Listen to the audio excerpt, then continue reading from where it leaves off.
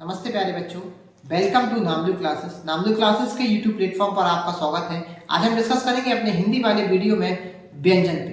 तो व्यंजन में अभी तक हमने बनाए व्यंजनों का वर्गीकरण।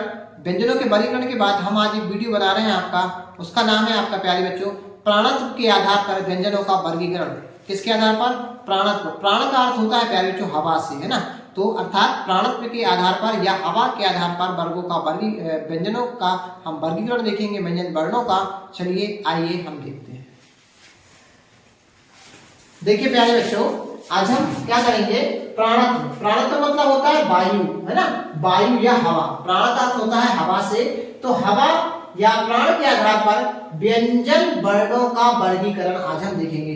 तो प्यारे बच्चों, प्राणत्व के आधार पर दो प्रकार के यहाँ पे हमें व्यंजन वर्ण देखने को मिलते हैं। एक मिलता है प्यारे बच्चों हमें अल्प प्राण, दूसरा मिलता है प्यारे बच्चों हमें महाप्राण। पहला क्या मिलता है? अल्प प्राण, और दूसरा मिलता है महाप्राण। अब हम अल्प प्राण और महाप्राण को प्यारे बच्चे बहुत अच्छे से समझने की कोशिश करेंगे। अगर आप हमारा वीडियो देखते हैं तो आप डेफिनेटली हिंदी में बहुत अच्छे स्कोर आप कर सकते हैं, क्योंकि मैं आपको बहुत आसानी से और बहुत आपको एक डायग्राम के माध्यम से समझाने की कोशिश करता हूं।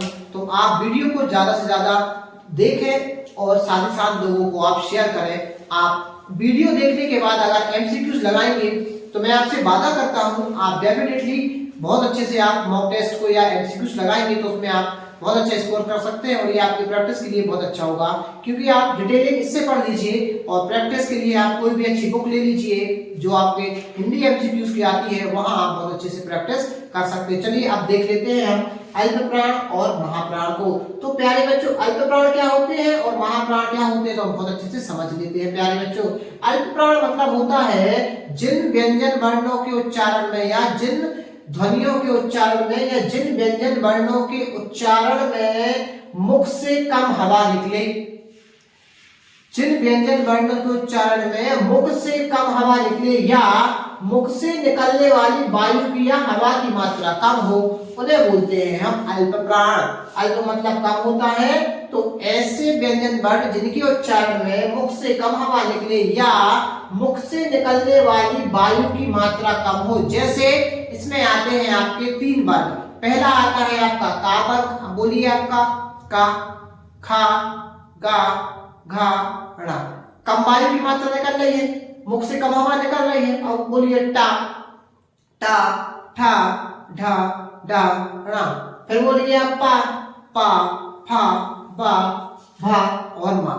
मतलब मुख से क्या निकल रही है? हमारी कम हवा, तो इनको बोलते हैं अल्प प्राण। अल्प प्राण में अंतस्थ व्यंजन भी आ जाता है, और अंतस्थ व्यंजन चार होते हैं। मैंने आपको बताया था जब मैंने आपको व्यंजनों को वर्गीकरण बताया था प्यारे बच्चों। तो अंतस्थ व्यंजन होते हैं हमारे या, रा, ला, बा। क्या होते हैं? इनमें कम हवा निकल रही है, या, रा, ला, बा।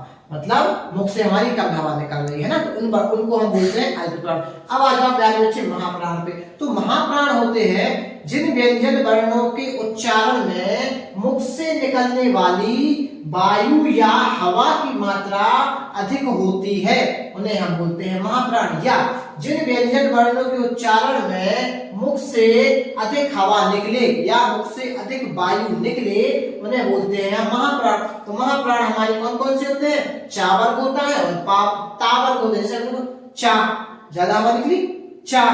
फिर बोलो झा, छा छतरी का, सॉरी, चा, छा, जा, ज्यादा हवा निकल रही ना, तो मुख से अधिक हवा निकले तो हम क्या बोलते हैं? उनको महाप्राण बोलते हैं। जिन वर्ण के उच्चारण में प्यारे बच्चों, इसमें एक और चीज, इसमें संघर्षी व्यंजन भी आते हैं। शा, शा, सा, हा। मतलब जिन व्यंजन वर्णों के उच्चारण में मुख से ज्यादा हवा निकलती है उन्हें हम क्या बोलेंगे? महाप्राण। और ये हमारे होते हैं चा वर्ग और ता वर्ग और संघर्षी व्यंजन। आप इनको ऐसे याद कर लो कि अल्प प्राण होते हैं कौन कौन से प्यारे बच्चों? कावर्ग। और कावर्ग गिनती क्या होती है? एक होती है कावर्ग की गिनती। टावर है ना, इसी गिनती में ये तीसरे नंबर पे आता है ना, कावर्ग, चावर्ग, टावर्ग तीसरे नंबर पे। फिर होता है पावर्ग, तो ये 5 नंबर पे आता है कावर्ग, है ना। कावर्ग, खावर्ग आपका, फिर उसके बाद कावर्ग, चावर्ग, फिर उसके बाद टावर्ग, फिर टावर्ग, पावर्ग, तो ये हो जाएगा आपका पांचवा। मतलब 1 3 5 ये हो जाते हैं प्यारे बच्चों, आपके 1 3 5 हो जाते हैं अल्प प्राण, और ये हो जाते हैं प्यारे बच्चों, दूसरा होता है चावल और चौथा होता है आपका तावल। दो चार आपके ये हो जाते हैं। तो याद करने का तरीका क्या हो गया, अल्प प्राण कौन कौन से हो जाते हैं, आपका काबर मतलब पहला, तीसरा हो जाता है आपका टावर मतलब तीसरा, और पावर हो जाता है आपका पांचवा। तो 1 3 5 हो गए आपके अल्प प्राण प्यारे बच्चों, और महाप्राण हो गए आपके 2 4 कौन कौन से, चावल और तावर। तो ये थे हमारे प्यारे बच्चों प्राणत्व या हवा के आधार पर व्यंजन वर्णों का वर्गीकरण। अगर आपको वीडियो अच्छा लगे तो आप वीडियो को शेयर करना। धन्यवाद।